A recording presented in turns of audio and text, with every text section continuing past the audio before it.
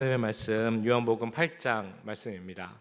신약성경 156페이지에 있습니다. 요한복음 8장 1절에서 11절까지 말씀. 요한복음 8장 1절에서 11절까지 말씀 제가 먼저 읽고 한 절씩 교독하신 후에 마지막 11절은 함께 읽도록 하겠습니다.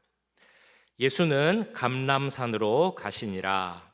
아침에 다시 성전으로 들어오시니 백성이 다 나오는지라 앉으사 그들을 가르치시더니 서기관들과 바리새인들이 음행 중에 잡힌 여자를 끌고 와서 가운데 세우고 예수께 말하되 선생이여 이 여자가 간음하다가 현장에서 잡혔나이다. 모세는 율법에 이러한 여자를 돌로 치라 명하였거니와 선생은 어떻게 말하겠나이까? 그들이 이렇게 말함은 고발할 조건을 얻고자 하여 예수를 시험함이러라. 예수께서 몸을 굽히사 손가락으로 땅에 쓰시니 그들이 묻기를 마지 아니하는지라. 이에 일어나 이르시되 너희 중에 죄 없는 자가 먼저 돌로 치라 하시고 다시 몸을 굽혀 손가락으로 땅에 쓰시니 그들이 이 말씀을 듣고 양심의 가책을 느껴 어른으로 시작하여 젊은이까지 하나씩 나가고 오직 예수와 그 가운데 섰는 여자만 남았더라. 예수께서 일어나사 여자 외에 아무도 없는 것을 보시고 이르시되 여자여 너를 고발하던 그들이 어디 있느냐? 너를 정죄한 자가 없느냐? 대답하되 주여 없나이다. 예수께서 이르시되 나도 너를 정죄하지 아니하노니 가서 다시는 죄를 범하지 말라 하시니라. 아멘. 네, 제가 대학생 한국에서 이제 대학교를 다니고 있을 때 그때 당시 미국에서 이민 목회를 하시던 목사님이 교회 오셔서 설교를 한번 하신 적이 있습니다. 그러면서 이민 목회가 참 쉽지 않습니다라고 말씀하시면서 제가 그래서 커피를 좋아하게 됐습니다라는 말씀을 하시는 거예요. 그래서 커피를 마시는 것 좋아할 뿐만 아니라 목사님 방에 가면 커피 원두를 가는 그라인더, 그리고 이제 커피를 내리기 위해 물을 끓이는 주전자, 그리고 그 커피를 받쳐서 커피를 내리는 그 커피 드리퍼, 이런 모든 기구가 있을 정도로 내가 커피를 좋아한다라고 말씀을 하셨습니다. 그런데 이 목사님이 커피를 좋아하게 된 데에는 또 다른 숨겨진 이유가 있다라고 말씀을 하시는 겁니다. 목회를 하다 보면 성도들이 가끔 무슨 불만이 있거나 혹은 하고 싶은 말이 있거나 마음에 안 드는 부분이 있으면 목사님 방을 찾아와서 이제 이야기를 할 때가 있습니다. 그래서 이제 목사님 딱 보면 저 성도가 왜 찾아왔을까라고 이제 아는데 뭔가 마음에 불만이 있고 화가 있어서 그런 말을 하고 싶어서 온 것 같다라고 하면 이 목사님이 오자마자 그러면 잘 오셨습니다.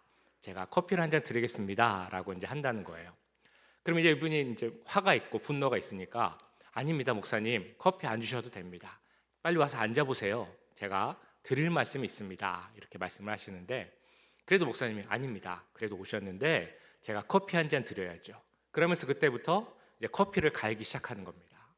커피를 천천히 이런저런 어떻게 지내셨습니까? 라면서 커피를 갈고 또 물을 또 끓이고 그리고 간 커피를 드리퍼해서 물을 또 내리고 이러다 보면 시간이 꽤 이제 걸리게 되죠. 그래서 커피를 다 내린 다음에 한참 지난 후에 그 커피를 예쁜 커피잔에 담아서 성도들에게 딱 갖다 준 다음에 커피를 한 잔 마시면서 무슨 일 때문에 오셨습니까? 라고 물어보면 이분이 어떻게 대답을 하실까요? 대부분의 분들이 제가 불만이 좀 있어서 이야기하러 왔는데요. 가만히 좀 앉아서 생각을 해보니까 이제 좀 괜찮아졌습니다. 사실은 제가 화가 나서 드릴 말씀이 있었는데 이렇게 가만히 앉아서 있다 보니까 그 화가 다 사라졌습니다. 라고 하시는 말씀을 많이 들었다는 겁니다. 그러다 보니까 이 목사님이 커피를 좋아하지 않을 수 없게 됐다라는 그런 이야기를 들은 적이 있습니다. 혹시 이런 비슷한 경험이 있으신가요? 막 어떤 일이 있어서 너무 화가 나고 또 불만이 생기고 불평이 생기고 그랬는데 지나고 보면 조금만 지나면 그거 참 별거 아니었는데 내가 왜 이렇게 화를 내고 불평을 가졌을까? 이런 일들이 아마 있으실 거라고 생각이 됩니다. 오늘 말씀에도 비슷한 그런 분위기, 상황이 나오게 됩니다. 한 여인이 간음을 하다가 붙잡히게 되었습니다. 근데 이 여인이 간음을 하다가 현장에서 붙잡혔기 때문에 그 여인을 붙잡은 바리새인들 그리고 서기관들이 이 여인을 데리고 예수님 앞으로 끌고 오게 된 것입니다. 그리고 동시에 많은 사람들, 군중들도 같이 몰려온 것 같습니다. 바리새인들, 서기관들이 이 여인을 예수님 앞에 세우고 나서 예수님께 이렇게 물어보는 겁니다. 예수께 말하되 선생이여, 이 여자가 간음하다가 현장에서 잡혔나이다. 모세가 율법에 이러한 여자를 돌로 치라 명하였거니와 선생은 어떻게 말하겠나이까? 이런 말이죠. 이 여인이 현장에서 잡혔습니다. 그 불륜, 간음을 저지르다가 현장에서 잡힌 현행범입니다. 근데 예수님, 당신은 현명한 선생님 아닙니까? 이렇게 현장에서 잡힌 여인이 있을 때 그 여인을 어떻게 해야 됩니까? 라고 물어봤습니다. 이 질문은 6절에도 나옵니다만 예수님을 시험하기 위한 함정이 있는 그런 질문이었습니다. 이 여인을 어떻게 해야 되는가? 돌로 쳐서 죽여야 되는가? 아니면 용서해줘야 하는가? 이 두 가지의 답안지가 있을 텐데 어떤 것을 선택하더라도 문제가 생기는 그런 질문이었습니다. 바리새인들, 서기관들은 아마도 이런 질문을 하면서 우리가 참 좋은 질문, 이 예술과 빠져나가지 못할, 시험에 들게 만들 그럴 질문을 잘 만들었다라고 생각을 했을지 모르겠습니다. 왜 이 질문이 함정이 되었겠습니까? 만약에 예수님께서 이 여인을 돌로 쳐야 한다라고 하면 문제가 뭐냐면 예수님께서 그동안 가르쳐 오신 가르침과는 반대되는 내용이기 때문입니다. 스스로 하신 말씀과는 상반되는 내용이었습니다. 예수님께서 뭐라고 하셨습니까? 예를 들면 너희가 사람을 용서해야 된다. 어느 정도로 용서해야 되냐면 70번씩 7번까지도 용서해야 된다라고 예수님은 말씀을 하셨습니다.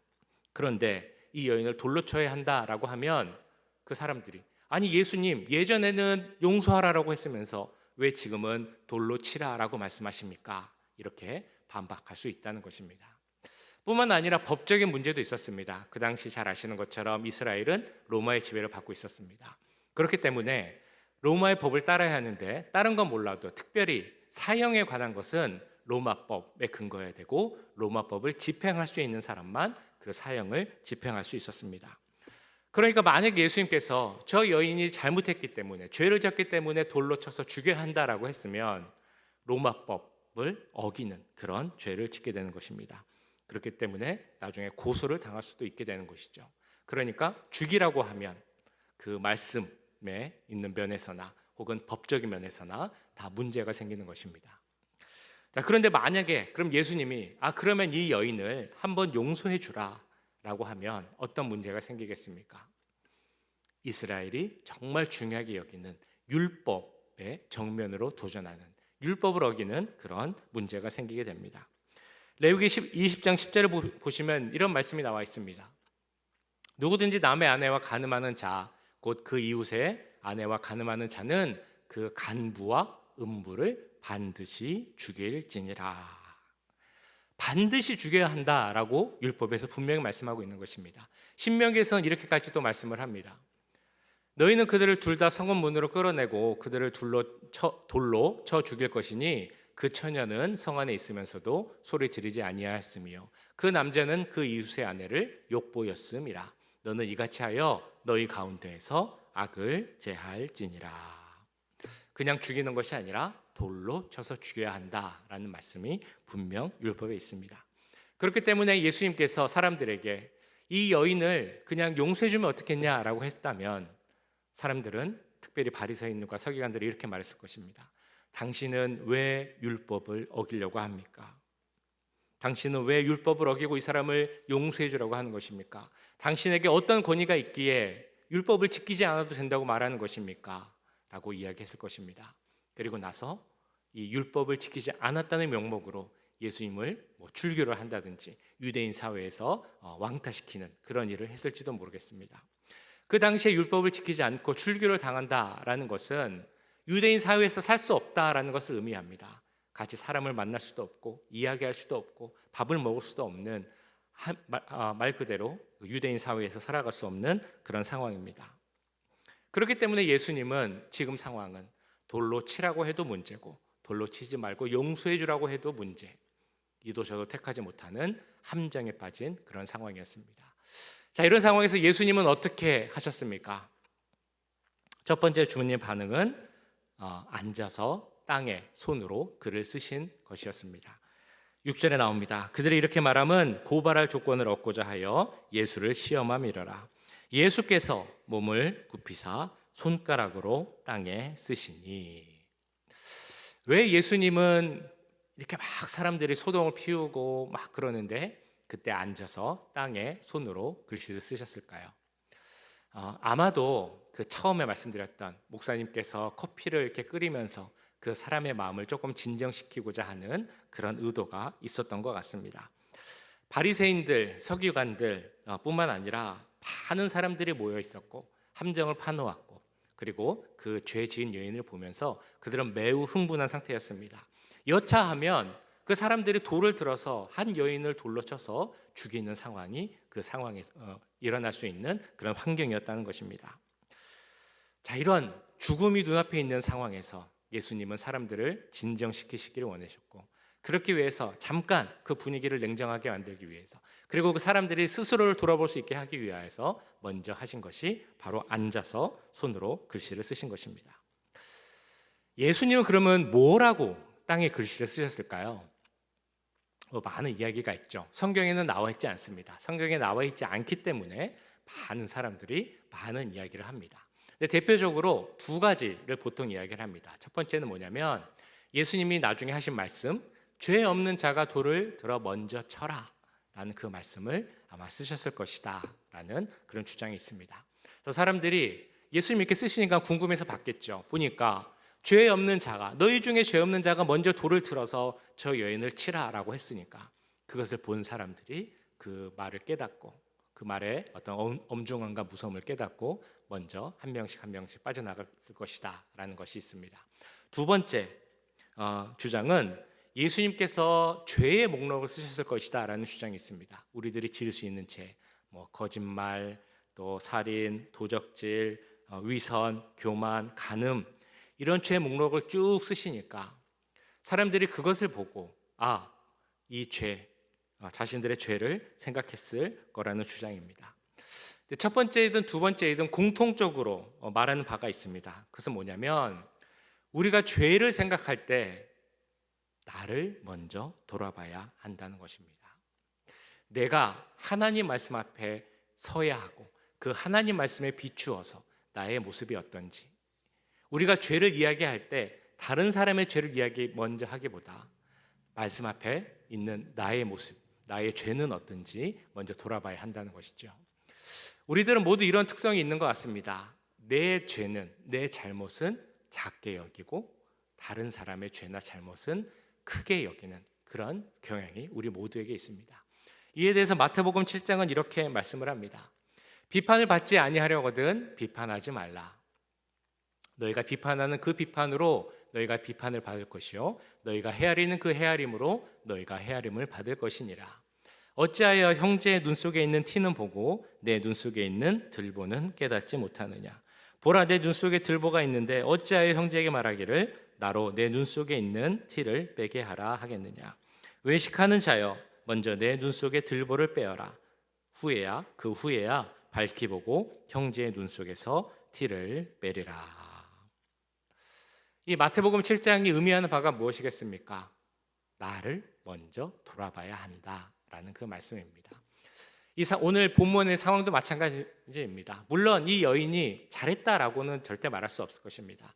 이 여인은 죄를 지었고 잘못했지만, 그런데 문제는 무엇이냐면 이 바리새인들과 서기관들의 문제가 무엇이냐면 하나님 말씀을 가지고 자신들에게 적용하고 자신들의 모습을 돌아보려 한 것이 아니라 다른 사람을 판단하고 정죄하는 그 도구로 하나님 말씀을 사용했다라는 것입니다. 하나님 말씀의 목적이 무엇일까요? 하나님 말씀은 우리와 하나님과의 관계를 세우는 것이 목적입니다. 그리고 그 말씀의 목적은 우리에게 생명을 주시기 위한 것이 바로 하나님 말씀의 목적입니다. 그런데 이 말씀을 자신의 삶에는 제대로 적용하지 않으면서, 이러한 귀한 목적으로 사용하지 않으면서 다른 사람들에게만 적용하고 잣대로 들이매어서 그 사람을 판단하는 도구로 사용하려고 한다면 이 하나님 말씀을 잘못 사용하는 것이죠. 그런 곳에는 싸움, 다툼, 시기, 질투, 분쟁 이런 것만이 생기게 되는 것입니다. 그렇기 때문에 예수님께서는 그런 모습으로 있는 바리새인들, 서기관들에게 7절에서 이렇게 말씀하시는 겁니다. 그들이 묻기를 맞이하는지라 이에 일어나 이르시되 너희 중에 죄 없는 자가 먼저 돌로 치라 하시고. 안타깝게도 우리 교회에서 참 다툼이 많고 분쟁이 많습니다. 왜 교회는 이렇게 싸움이 많을까, 분쟁이 많을까 생각을 해보면 여러 가지 이유가 있겠습니다만 그 중에 하나가 말씀을 내 삶에 적용하지 않기 때문입니다. 나의 삶에 적용해서 나를 돌아보는 것보다 다른 사람을 평가하는 기준으로 먼저 사용하기 때문에 교회에 다툼과 싸움이 많아지게 됩니다. 하나님 말씀을 내 삶에 적용시키면, 그리고 나를 돌아보는 그런 도구로 사용하게 된다면 우리는 내 스스로의 모습을 보게 됩니다. 내가 얼마나 죄인인지, 하나님의 그 빛에, 말씀의 빛에 비추어 보면 내가 얼마나 어두운 그림자를 갖고 있는지 우리는 잘 알게 됩니다. 그 나의 죄의 모습을 보게 되면 우리가 하나님 앞에 나가서 할 말이 별로 없죠. 아마 이 말밖에 못하게 될 것입니다. 하나님, 저는 죄인입니다. 하나님, 저를 떠나주세요. 이것이 사실 죄인임을 깨달은 자들이 할 수 있는 그런 말입니다. 그리고 그 사실을 알게 되면 다른 사람을 판단하고 정죄할 수가 없게 되죠. 내가 죄인임을 알기 때문입니다.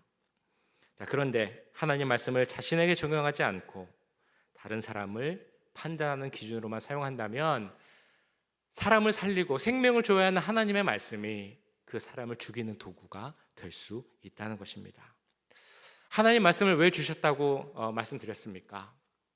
다른 사람을 판단하기 위하여서, 내가 얼마나 정당한 사람인지를 보여주기 위하여서, 그래서 하나님 말씀을 주신 것이 아닙니다. 하나님 말씀은 생명의 말씀으로 나에게 적용하라고 주신 것입니다. 그렇기에 나는 하나님의 말씀을 잘 적용하고 있는지, 내 모습을 먼저 하나님 말씀 앞에서 돌아보고 있는지, 혹시라도 내가 하나님 말씀으로 다른 사람을 판단하고 정죄하고 있지는 않은지 꼭 돌이켜 봐야 할 것입니다. 자, 그러면 우리 마음속에 이런 질문이 생길 수 있습니다.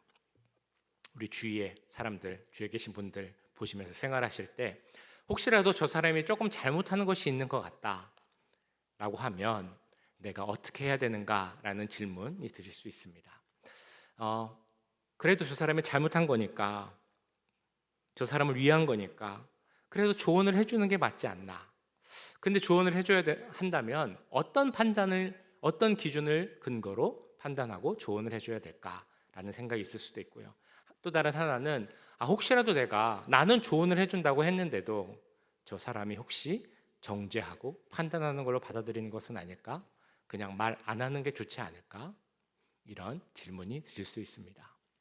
어떤 것이 맞을까요? 자, 그래서 오랜만에 이것을 한 주간의 과제로 드리려고 합니다. 어떤 것이 맞을까? 조언을 해주는 것이 좋나, 안 해주는 것이 좋은가? 조언을 해준다면 무엇을 기준으로, 무엇을 근거로 이야기해주고 조언해줘야 할까? 한 주간 생각해 보시면 좋겠습니다. 자, 우리 시간 기도하실 때는 오늘 말씀을 기억하시면서